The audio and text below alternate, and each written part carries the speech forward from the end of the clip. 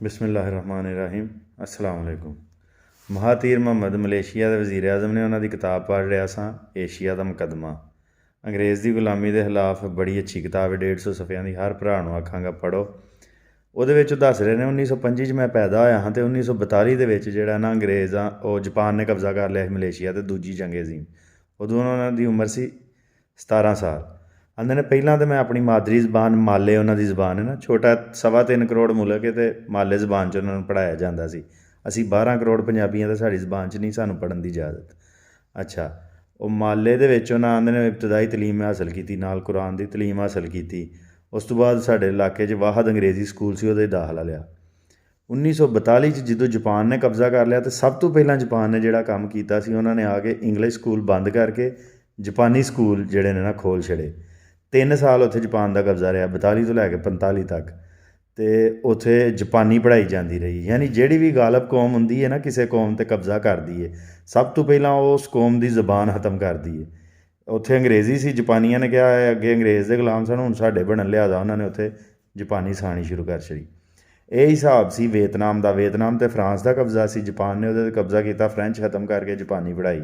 Indonesia 'ਤੇ Holland ਦਾ ਕਬਜ਼ਾ ਸੀ, ਉੱਥੇ ਕਬਜ਼ਾ ਕਰਕੇ ਡੱਚ ਖਤਮ ਕਰਕੇ ਅਤੇ ਜਾਪਾਨੀ ਪੜ੍ਹਾਉਣੀ ਸ਼ੁਰੂ ਕੀਤੀ। 3-3 ਸਾਲ ਪੜ੍ਹਾਈ, ਅੱਗੋਂ ਫਿਰ ਉਹ ਜੰਗ ਹਾਰ ਗਏ। ਦੂਜੀ ਜੰਗ ਅਜ਼ੀਮ, ਅਮਰੀਕਾ ਨੇ 2 ਐਟਮ ਬੰਬ ਸੁੱਟੇ, ਉਹ ਹਾਰ ਗਏ।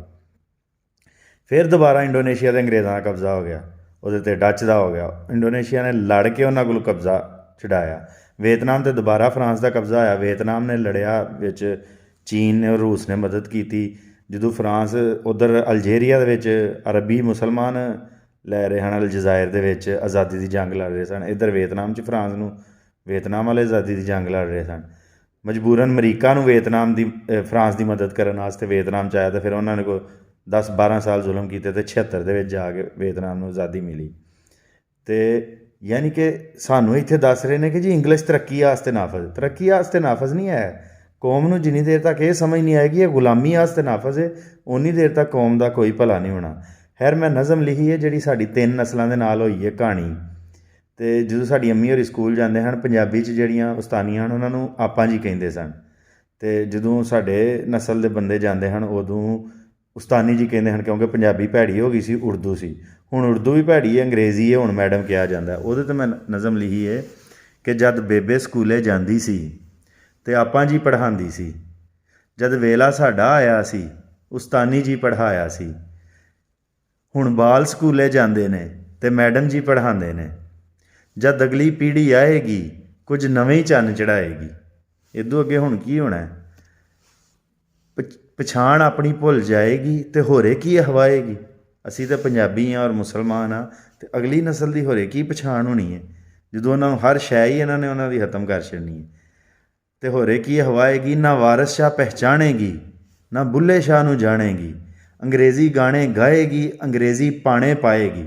ਲਿਬਾਸ ਵੀ, ਕੱਪੜੇ, ਜਦੋਂ ਤੁਸੀਂ ਸਾਰਾ ਕੁਛ ਅੰਗਰੇਜ਼ੀ ਸਿਖਾਉਣਾ ਫਿਰ ਅੰਗਰੇਜ਼ੀ ਗਾਣੇ ਗਾਏਗੀ, ਅੰਗਰੇਜ਼ੀ ਪਾਣੇ ਪਾਏਗੀ। ਅਤੇ ਇਹ ਅੱਗੇ ਵੇ ਉਹ ਰੱਬ ਦਾ ਨਾਂ ਜੇ ਹੋਸ਼ ਕਰੋ, ਨਾ ਖੁਦ ਨੂੰ ਇਹ ਨਾ ਮਦਹੋਸ਼ ਕਰੋ। ਨਾ ਆਪਣੀ ਨਸਲ ਖਰਾਬ ਕਰੋ, ਨਾ ਪੰਜਾਬ ਮੇਰਾ ਬਰਬਾਦ ਕਰੋ। ਕੋਈ ਦਾਰੂ ਦੱਪਾ ਲਾਓ ਹਾਂ, ਗੁਲਾਮੀ ਨੂੰ ਡੱਕਾ ਲਾਓ ਹਾਂ, ਅੰਗਰੇਜ਼ੀ ਨੂੰ ਮੁਲਕੂ ਨਸਾਓ ਹਾਂ, ਅਤੇ ਮਾਂ ਨੂੰ ਹੱਕ ਦੁਆਓ ਹਾਂ। ਯਾਨੀ ਕਿ ਤੁਸੀਂ ਇਹ ਨਜ਼ਮਾਂ ਲਿਖਣ ਦਾ ਮਕਸਦ ਇਹ ਵੇ ਕਿ ਸਾਡੀ, ਇਹ ਰੌਲਾ ਪਾਉਣ ਦਾ ਮਕਸਦ ਇਹ ਵੇ ਕਿ ਸਾਡੀ ਕੌਮ ਨੂੰ ਇਹ ਸ਼ਊਰ ਆ ਜਾਏ ਕਿ ਇੰਗਲਿਸ਼ ਸਿਰਫ 1% ਤੋਂ ਹੀ ਘੱਟ ਤਬਕੇ ਦੀ ਤਰੱਕੀ ਵਾਸਤੇ ਜ਼ਰੂਰੀ ਹੈ, 99% ਨੂੰ ਗੁਲਾਮੀ ਦਾ ਪਟਾ ਪਾਉਣ ਵਾਸਤੇ ਜ਼ਰੂਰੀ ਹੈ। ਔਰ ਉਹ ਇਹਨਾਂ ਨੇ 75 ਸਾਲ ਤੋਂ ਪਟਾ ਪਾਏ ਹੈ।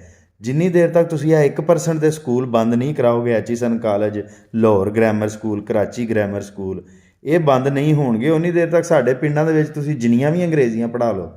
ਸਾਡੇ ਪਿੰਡ ਦੇ ਵਿੱਚ ਜਿਹੜੇ ਅੰਗਰੇਜ਼ੀ ਦੇ ਉਸਤਾਦ ਨੇ ਉਹਨਾਂ ਵਿਚਾਰਿਆਂ ਨੂੰ ਵੀ ਅੰਗਰੇਜ਼ੀ ਨਹੀਂ ਹੁੰਦੀ, ਅਤੇ ਉਹਨਾਂ ਨੇ ਐਚੀਸਨ ਦਾ ਮੁਕਾਬਲਾ ਸਾਡੇ ਪਿੰਡ ਦੇ ਬੱਚੇ ਕਿਦਨ ਕਰਨਗੇ? ਉਦੋਂ ਹੀ ਕਰਨਗੇ ਸਾਡੇ ਪਿੰਡਾਂ ਦੇ ਬੱਚੇ, ਦੂਰ ਦਰਾਜ਼ ਦੇ ਪਿੰਡਾਂ ਦੇ ਬੱਚੇ, ਲਾਹੌਰ ਦੇ ਸਕੂਲਾਂ ਦਾ, ਜਿੱਦਨ ਉੱਥੇ ਵੀ ਉਹੀ ਜ਼ਬਾਨ 'ਚ ਪੜ੍ਹਾਇਆ ਜਾਏਗਾ ਜਿਹੜਾ ਇੱਥੇ ਪੜ੍ਹਾਇਆ ਜਾਏਗਾ। ਅਤੇ ਇਹ ਹੀ ਤੁਹਾਨੂੰ ਦੱਸਣਾ ਸੀ ਕਿ ਗੁਲਾਮ ਅੱਜ 29 ਮੁਲਕਾਂ ਦੀ ਜਿਹੜੀ ਸਰਕਾਰੀ ਜ਼ਬਾਨ ਹੈ ਉਹ ਵੇ ਫਰੈਂਚ, ਕਿਉਂਕਿ ਉੱਥੇ ਫਰਾਂਸ ਤਰੱਕੀ ਵਾਸਤੇ ਜ਼ਰੂਰੀ ਹੈ। ਫਿਰ ਉਹ ਮੁਸਲਮਾਨ ਨੇ ਅਫਰੀਕਾ ਦੇ, ਉਹਨਾਂ ਦੇ ਹਾਲੇ ਉਹਨਾਂ ਦੀ ਅਰਬੀ ਕੌਮੀ ਜ਼ਬਾਨ ਹੈ ਜਿਹੜੀ ਅਲਹਾਮੀ, ਮਤਲਬ ਕੁਰਾਨ ਪਾਕ ਉਹਦੇ ਵਿੱਚ ਹੈ, ਫਿਰ ਵੀ ਉੱਥੇ ਫਰਾਂਸ ਦੀ ਗੁਲਾਮੀ। ਫਿਰ ਜਿਹੜਾ ਵਸਤੀ ਏਸ਼ੀਆ, ਸੈਂਟਰਲ ਏਸ਼ੀਆ ਮੁਸਲਮਾਨ, ਉੱਥੇ ਰਸਮੁਲ ਖਤ ਰੂਸੀ ਹੈ, ਔਰ ਉਹ ਰੂਸ ਦੇ ਜ਼ੇਰੇ ਅਸਰ ਇਲਾਕਾ, ਉੱਥੇ ਰੂਸੀ ਨੂੰ ਤਰੱਕੀ ਵਾਸਤੇ ਉੱਥੇ ਮਾਸਕੋ ਹਰ ਚੀਜ਼ ਹੈ।